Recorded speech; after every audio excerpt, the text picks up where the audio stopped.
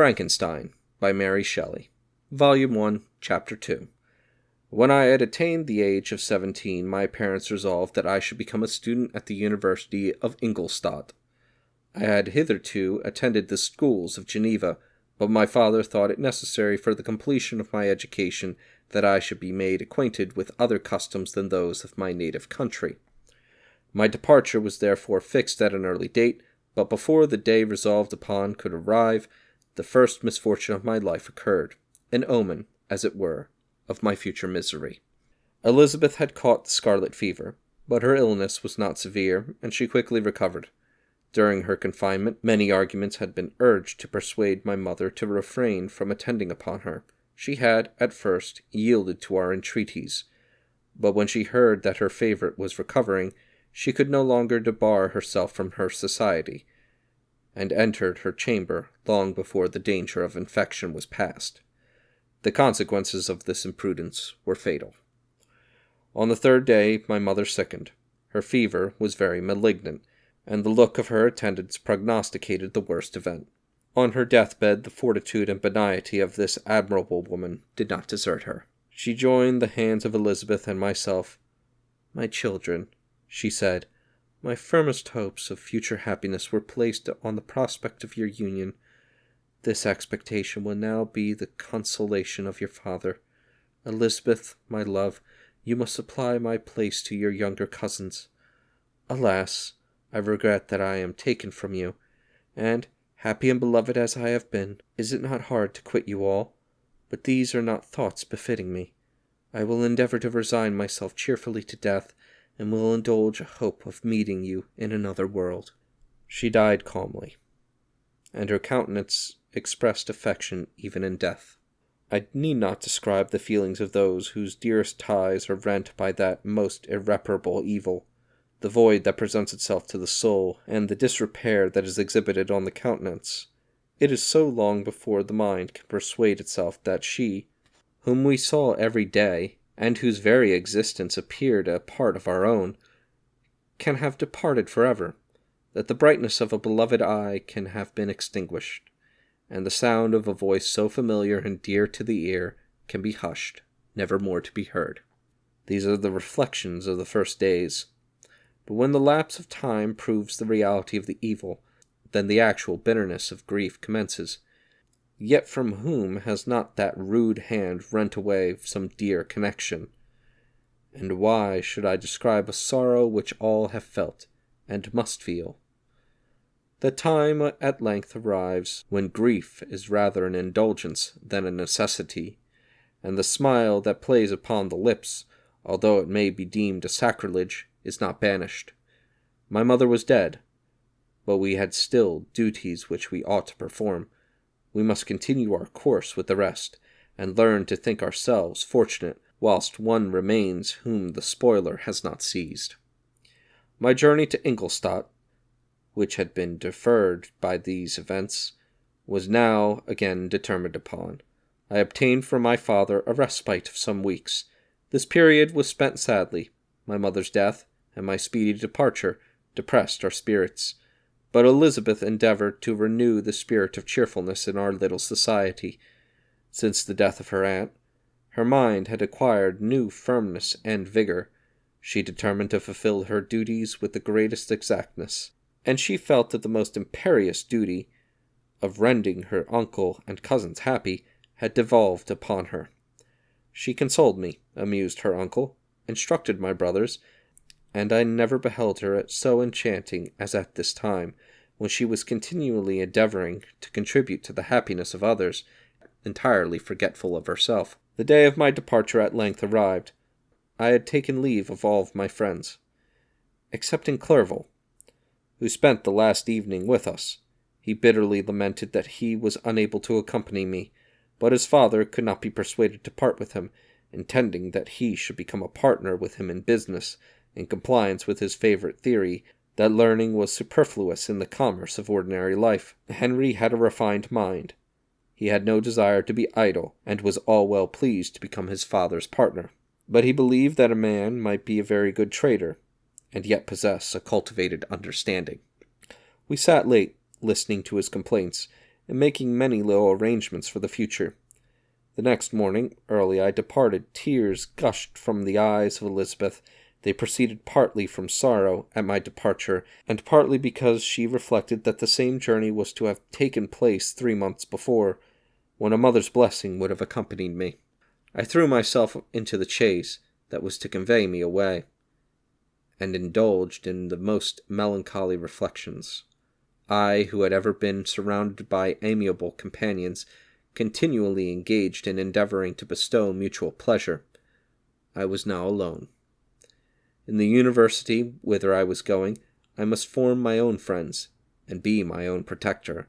My life had hitherto been remarkably secluded and domestic, and this had given me invincible repugnance to new countenances. I loved my brothers, Elizabeth and Clerval. These were old, familiar faces, but I believed myself totally unfitted for the company of strangers. Such were my reflections as I commenced my journey, but as I proceeded, my spirits and hopes rose. I ardently desired the acquisition of knowledge.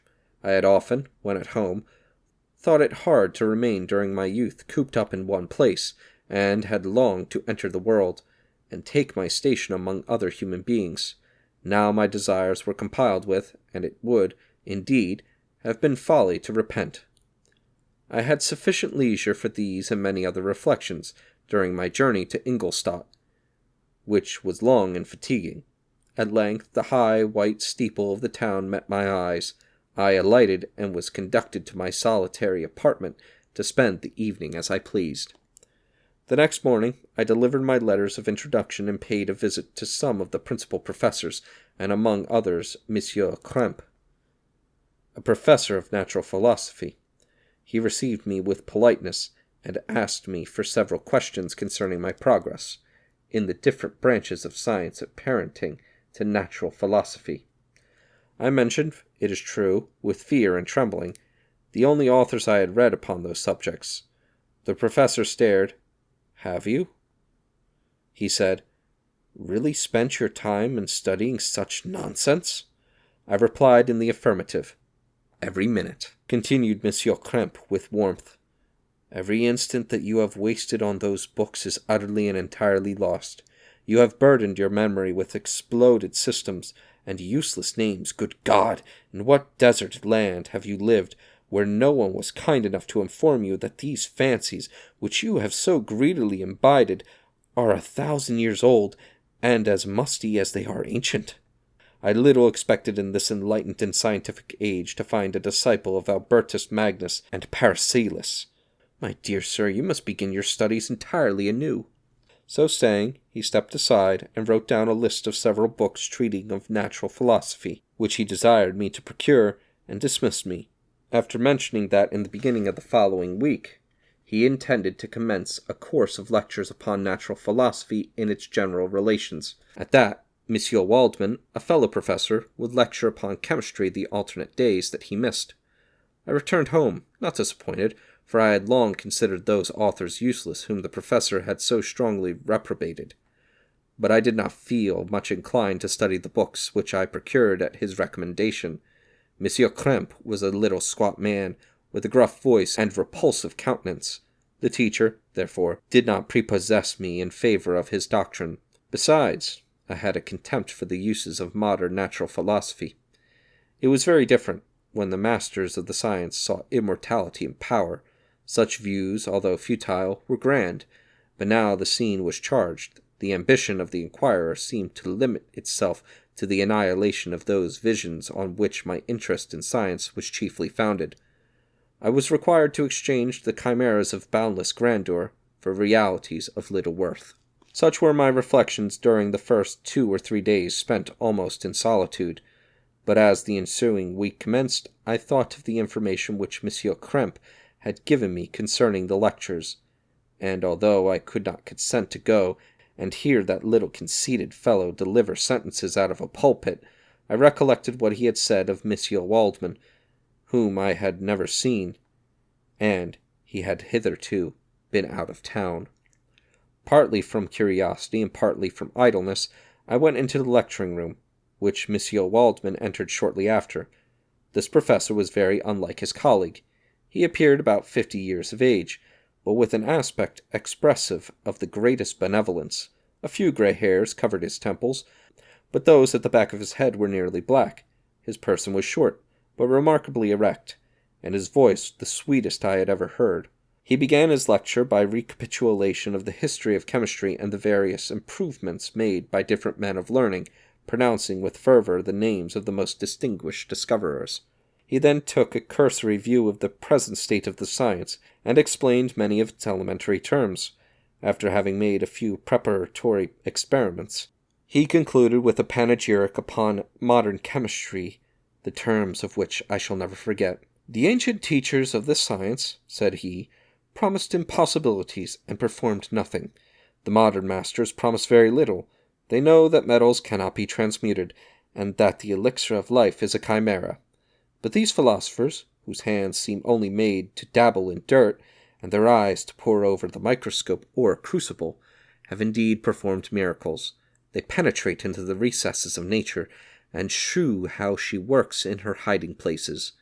They ascend into the heavens, they have discovered how the blood circulates, and the nature of the air we breathe. They have acquired new and almost unlimited powers. They can command the thunders of heaven, mimic the earthquake, and even mock the invisible world with its own shadows." I departed highly pleased with the professor and his lecture, and paid him a visit the same evening. His manners in private were even more mild and attractive than in public, for there was a certain dignity in his mien during his lecture, which in his own house was replaced by the greatest affability and kindness. He heard with attention my little narration concerning my studies, and smiled at the names of Cornelius Agrippa and Paracelsus, but without the contempt that Monsieur Kemp had exhibited. He said that these were men to whose indefatigable zeal modern philosophers were indebted for most of the foundations of their knowledge. They had left to us, as an easier task, to give new names and arrange in connected classifications the facts that which they, in a great degree, had been the instruments of bringing to light. The labors of men of genius, however erroneously directed, scarcely ever fail in ultimately turning to the solid advantage of mankind. I listened to his statement, which was delivered without any presumptive or affectation, and then added that his lecture had removed my prejudices against modern chemists, and I, at the time, requested his advice concerning the books I ought to procure. "I am happy," said Monsieur Waldman, "to have gained a disciple, and if your application equals your ability, I have no doubt of your success. Chemistry is the branch of natural philosophy in which the greatest improvements have been and may be made. It is on that account that I have made it my peculiar study. But at the same time I have not neglected the other branches of science. A man would make but a very sorry chemist if he attended to that department of human knowledge alone. If your wish is to become really a man of science, and not merely a petty experimentalist, I should advise you to apply to every branch of natural philosophy, including mathematics." He then took me into his laboratory, and explained to me the uses of his various machines, instructing me as to what I ought to procure, and promising me the use of his own, when I should have advanced far enough in the sciences not to derange their mechanism. He also gave me the list of books which I had requested, and I took my leave. Thus ended a day memorable to me. It decided my future destiny.